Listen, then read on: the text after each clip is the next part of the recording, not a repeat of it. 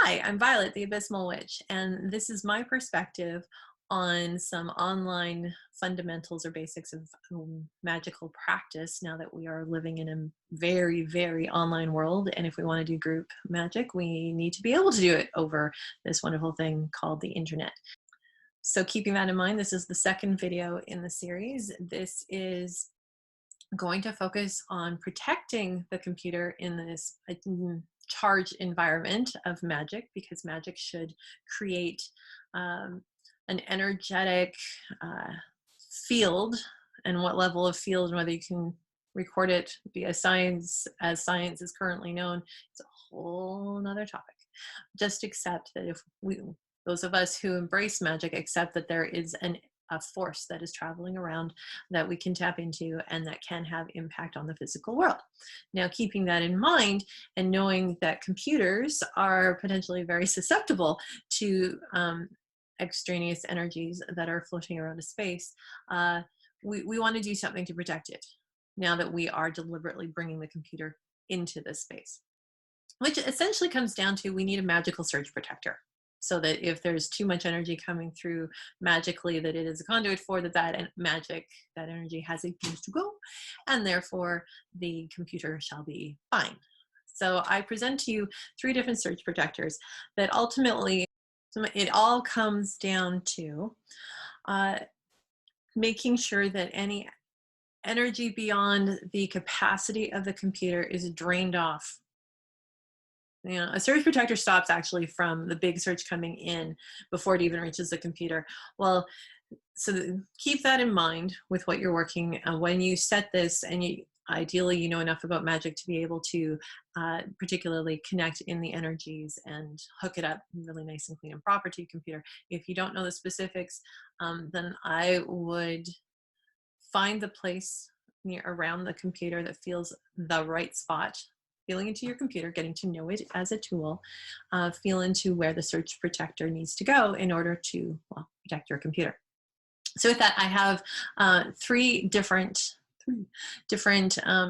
surge protectors, it's a convenient term, that I happen to have this stuff on hand. So for me, this took about 20 minutes of gathering and making things, but I have been doing magic for a very long time, and I have acquired a remarkable number of things to help me do this kind of stuff. So most people will not necessarily have the breadth of options that I have accumulated or have in their space, so don't fret it. Just think of these as suggestions and ideas. I'm just going to show you the ones that I'm actually going to use. So I've made three different ones, and I'm going to be figuring out over time which ones I want to use in which particular ways, or do I use them all at the same time?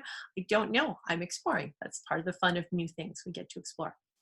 So our first one is the simplest. The simplest and easiest. It's basically a literal grounding of the energy. So we have here a shot glass, and we have a shot glass from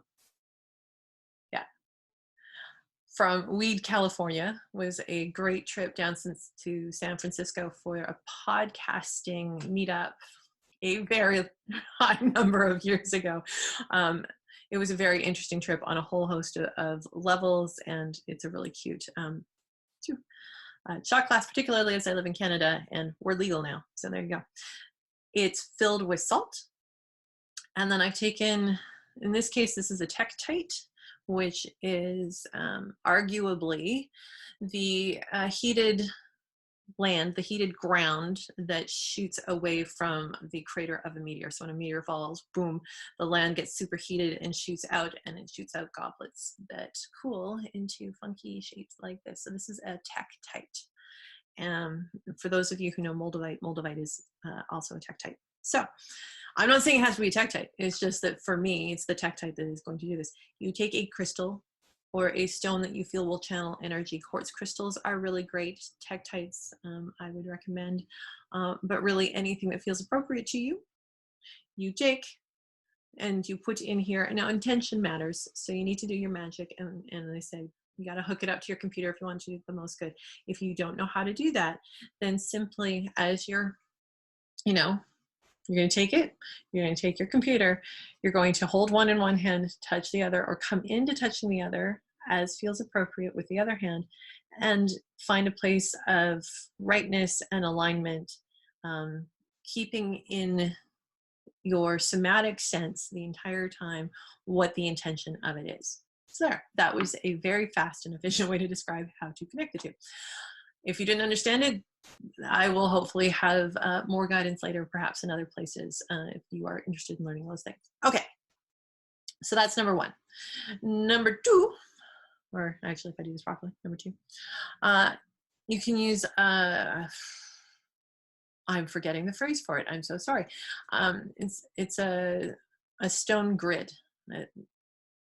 Basically stones laid out in a particular pattern. So in my case, I have a series of gorgeous, gorgeous, gorgeous crystals. While I talk to you, actually, I may keep going. This one, like, is that not the most ridiculously clear, beautiful crystal? Came from Phoenix Rising Metaphysical Emporium in Langley, BC. No, they're not paying me, but I love them to pieces, so I totally give them a shout out. They have great taste in stuff. So acquired a bunch of stones from there, which I am going to use. Isn't that amazing with that little window there? These arrayed around the computer. I think I'm going to try that, where, because I have 8 of them. Yes, 8, because I am a incredibly lucky soul. I'm going to have them around the computer pointing away from. So I will put, isn't that just most amazing? And this one goes back to Goldie of Phoenix Rising Metaphysical Emporium up on my desk. There, Goldie, you have it in video. So I'm going to point them away from the computer. So if this was the computer, it would be pointed away, so that the energy, any energy that is drawn to it, is directed outwards. So that's number 2. Number 3, so the stone grid should make sense. You're placing crystals to pull the energy out. Same thing, the Tektite pulls the energy out, it grounds it into the salt. With the stone layout, you'd really want to think about where the points are connected and what is happening to that energy as it comes through the stones and out. And then the third one, this falls into more of that category of, like, the first one you should be able to do. The second one, if you've got enough stones, or even just 1 or 2 and it feels right to just place them, that's awesome. The third one, well, you have to have some nice copper wire if you want to do it the way I did it, kicking around your home, which I have a nice thick gauge of wire. Well, it is thick, so thick gauge of wire. And it's copper, copper being a lovely conductor for energy of this sort. If I put it down there, you can't see it. So it sits, and I will probably sit it when I'm using it on top of a pinnacle, but I could sit it on top of another stone. I could sit it into a water dish. I can sit it into anything I so desire. If I put it into a water dish, then we would take the energy down through these crystals, also from Phoenix Rising. Aren't they just stunning? I don't believe any of these are still around for sale because they went like hotcakes. So anyhow, we have this beautiful little stand that the crystal, which, here, go this way. You can almost see it. Yes, I do have a unicorn head stuck in the corner. And yes, that is a Cheshire cat on my t-shirt. Things that you didn't see. So it's a stand. It's the same concept as the one inside of the shot glass and the salt, but instead of grounding the energy straight into the salt and letting it settle, this is taking the energy and channeling it into a purpose. So